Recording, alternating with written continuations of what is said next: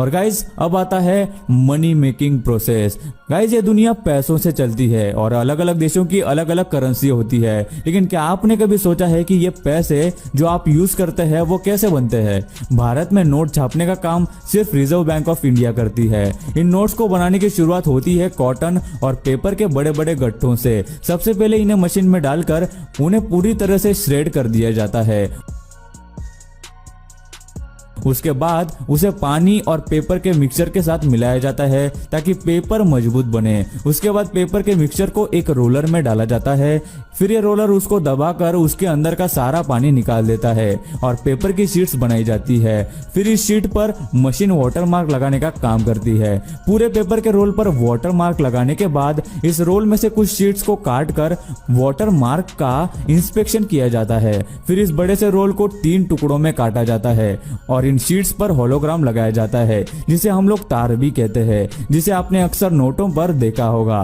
फिर इनका visual inspection होता है, जिसमें होलोग्राम को बारीकी से चेक किया जाता है। उसके बाद इस बड़े से रोल को मशीन में डाला जाता है, जहां इस रोल को मशीन काट देती है और इन शीट्स को प्रिंटिंग के लिए आगे भेजा जाता है।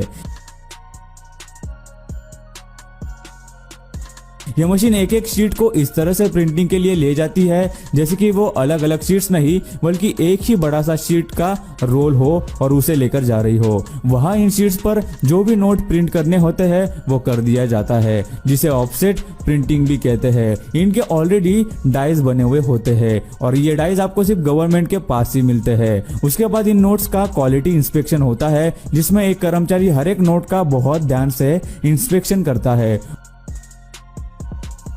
और इन शीट्स को सिल्क प्रिंटिंग के लिए भेजा जाता है। आपने अक्सर नोट्स पे देखा होगा कि उन पे एक स्पेशल कलर में कुछ नंबर्स या अल्फाबेट्स लिखे हुए होते हैं जो अलग अलग कलर्स के दिखाई देते हैं। ये वही सिल्क प्रिंटिंग की वजह से होता है और आखिर में इन नोट्स को ये मशीन काट कर पैक कर देती है।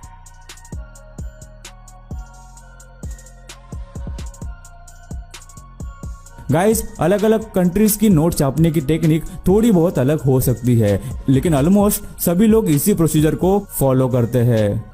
और गाइस लास्ट में आता है मशरूम हार्वेस्टिंग। कई सारे लोग मशरूम खाना पसंद करते हैं। कुछ लोग इसे सब्जी की तरह खाते हैं तो कुछ लोग इसे अलग अलग खानों की चीजों में इस्तेमाल करते हैं।